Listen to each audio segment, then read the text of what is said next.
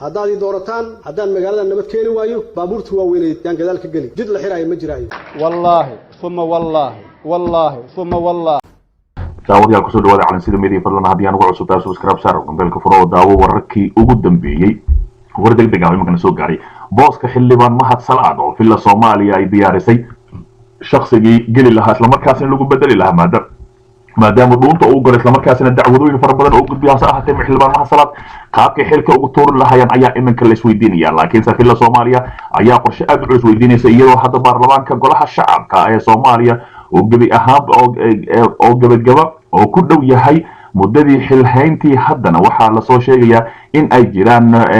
xudxudasho la sii bilaabay isla markaasina la doonaya inuu Mahad Salaad ku soo laaban 4 sano ee soo socoto ee baarlamaanka Soomaaliya madaxtooyada Soomaaliya ayaa waxay dhaqaale tiro badan ku bixinaysaa sidii cali uu xildhibaanka beesha ayaa la ceyr ku soo bixi lahaa isla markaasina lagu bedeli lahaa ninka loo magacaabo Mahad Salaad waxa hadda kursiga beesha ku fadhiya Mahad Salaad oo ay cali ay niman ehla yihiin isla markaasina balse ay siyaasadda isku necab yihiin oo meesha booska ay isku qabil ahaan ama isku laf ahaan juf ahaan ay ku fadhiyaan cali ayaa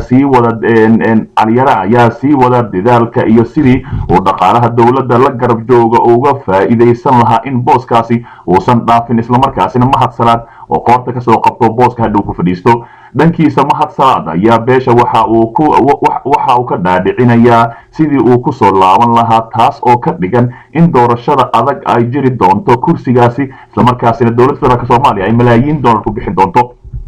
xildhibaan Mahad Salaad ayaa mar kale isku dayay in dawladda dhexe iyo dhaqaale ay ku bixiso sidii uu u joojiyo qoraalada dhimbilaha ah isla markaasina ee kala bartiisa gaarka ah ee Facebook ku soo qoraamo qoraal caadi ah oo soo qoray isla markaasina maaru laadahay qoraalada oo eedaynta ah isla markaasina dhimbilaha ah ay filla Soomaaliya aad u necbaatay waxa ugu dambeysay faalo qoraaleed oo ka sameeyay halista ku jirta shiraalka Soomaaliya ee madaxweyne Farmaajo saxiixa kaas oo maalintii Sabtida ahayd uu daabacay dad badanna ay ka aragti dhiibteen isla markaasina indhihii siyaasiyiinta iyo qofkii aan siyaasi ahayn bashaki weyn u galay xildhibaan Maxamed Salaad waxa uu ka mid yahay garbaha damujadiid ku duulaan waxa uuna mar soo noqday maamulkii madaxtooyada xilligii Xasan Sheikh Maxamuud waxa uuna safaro dibadda ah oo aan xad lahayn Xasan Sheikh u raacay intuu xukunka hayay 2012 ilaa 2017 bilowgeedii isla markaasina uu ahaa nin aad u daal badan waxaase hadda uu wajahayaa mucaaradnimadii uu ku qoro bartiisa gaarka ah ee awgeed loolan ay filla Soomaaliya ku doonayso inuusan mar kale baarlamaanka ku soo laabanin oo caliyare booskiisa beesha ay ka soo doorteen lagu bedelo isla markaasina filla Soomaaliya ay doonayso inay malaayiin dollar ku bixiso sidii uusan mar kale u soo laaban xildhibaanada federaalka Soomaaliya ayaa gabagabaha isla markaasina la doonaya inay galaan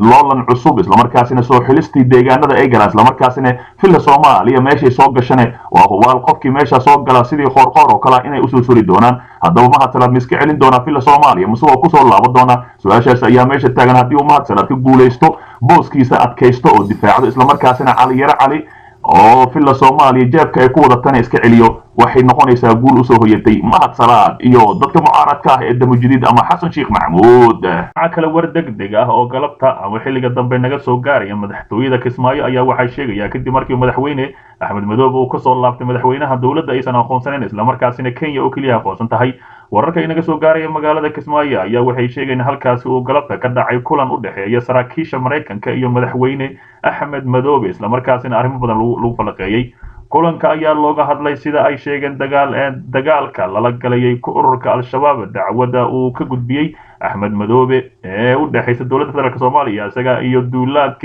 duulaankii gobolka Gado isla markaasina oo dawladdu ku eedeeyay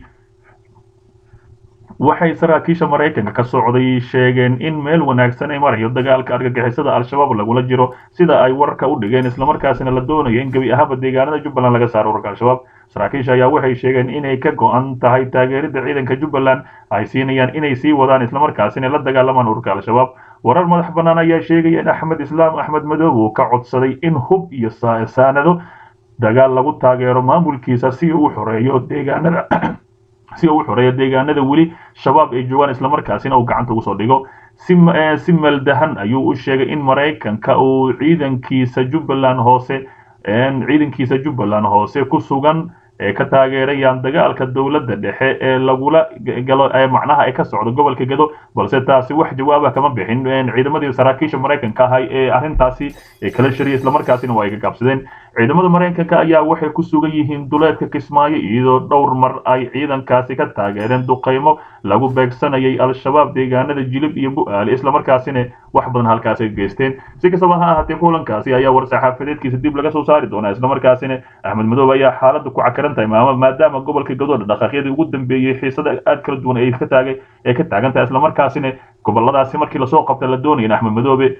maamul kale laga garab dhiso isla markaasina ay dawladda federaalka Soomaaliya aqoonsato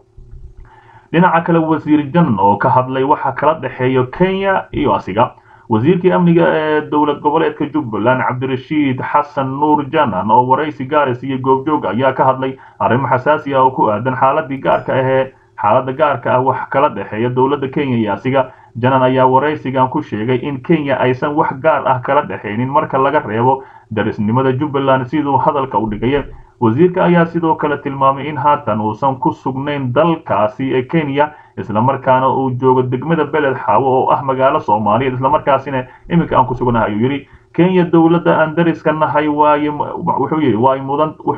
waaye muddo dheerna aan daris ahaynay inta aan nool nahayna aan sii ahaan doono wax gaara oo dawladda Kenya naga dhaxeeyo oo darisnimada ka baxsan ma jiraan ayuu yiri aniga dadkayda ma joogo ee waxaan joogaa degmada Beled Xaawo ayuu yiri wasiir Cabdirashiid Xasan Nuur Janan isla markaasina sheegay inuu ku sugan yahay degmada Beled Xaawo sidoo kale wuxuu carabka ku dhuftay in uu ujeedaha iyo dhaqaaqyada uu ka wado gobolka Gedo ay tahay sidii uu dib ugu soo celin lahaa xasiloonidii gobolkaasi oo uu tilmaamay in meesha laga saaray nabadgelyadii ay ku naaloonayeen shacabkaasi isla markaasina iminka mas'uul ka saaran tahay aniga ujeedadaydu waxa weeyaan ayuu yiri in shacabka noloshii shalay ay ka haysteen in ay dib u helaan oo hadda gacantoodii laga bixiyay nabadgelyadoodii in ay helaan iyo in aan badbaadiyo sharaftoodii lagu xadgudbay ayuu mar kale yiri wasiir Cabdirashiid Janan hadalkaasi ayaa ku soo aadaya iyadoo haatan xiisad u dhaxaysa dawladda federaalka iyo Jubbaland laga dareemayo degmada Beled Xaawo ee gobolka Gedo isla markaasina guud ahaanba laga dareemayo dalalka dariska ah si kastaba ha ahaatee xiisadani ayaa iminka cirka isku shareertay isla markaasina wasiir Janan oo aad u hubeysan ayaa wararka qaar waxay sheegayaan inuu ku sugan yahay magaalada Mandera xildhibaan ka tirsan Mandera uu sheegay inuu isaga baxo deegaanada Kenya isla markaasina dhulkiisa Soomaaliya oo galo haddii ay jiraan ciidamo Kenyan waardiyeyn in ay u dhiibaan dawladda federaalka Soomaaliya Senator Muuse Suudi Yalaxow oo u digay dawladda federaalka Soomaaliya isla markaasina la yaaba dhaqanka ee ku wada maamul goboleedyada hawada isla markaasina waxa uu yiri weligay ma arkin oo yiri diyaarad hawada ku jirta in la celiyo isla markaasina lagu amro farmaajo ka horma la arkin ayuu yiri taasina waa wax aan la fila karin ayuu yiri si kastaba ha ahaatee sidoo kale warar kale xiiso badan ayaa noo soo socdo haddii qodobka ugu horeeyo Senator Muuse Suudi Yalaxow oo kamid ah xildhibaanada golaha aqalka sare uguna aftahansan golaha ku jira ayaa ku dhaliilay dawladda dhexe ee Soomaaliya xayiraadda inta badan la soo saaro diyaaradaha qaar ka mid ah maamul goboleedyada ka jira dalka isla markaasina u adeegsanayso shakhsiyaad isla markaasina kharashkii ka soo gala garoonka diyaaradaha ama diyaaradaha hawada ee markaasina si gaar ah maamulada ay u kala eexato waxa uu sheegay in loo baahan yahay in hay'adaha duulista rayidka ah ay noqoto mid madax bannaan oo aysan deegaameynin ama shakhsiyaad dano gaar leh aysan arrintaasi samaynin laakiin imanka ay samaynayaan arrintani dano gaar ah iyo shakhsiyaad gaar ah loogu aanaynayo dawladda dhexe ee Soomaaliya ayuu sidoo kale ku eedeeyay inaan si habboonayn ay u maareeyaan dhaqaalaha ka soo baxa hay'adaha duulista hawada Soomaaliya oo maamulada aan loogu qaybin si siman isla markaasina cadaalad loo samaynin Senator Muuse Suudi Yalaxow ayaa sidoo kale digniin culus u diray dawladda federaalka Soomaaliya isla markaasina sheegay inay daayaan kala eexashada maamul goboleedyada Senator Muuse Suudi ayaa yiri diyaaradaha hawada lagu celinayo dawladda ayaan ka aragnay isla markaasina horey maysan u dhicin wixii hore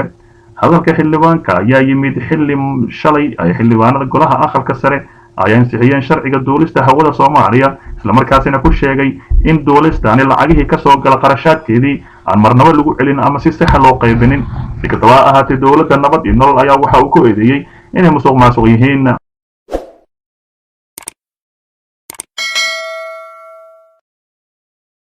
haddaad ii doorataan haddaan magaalada nabad keeni waayo baabuurta waaweyn yaan gadaal ka geli jid la xiraayo ma jiraayo wallaahi thumma wallaahi ثم والله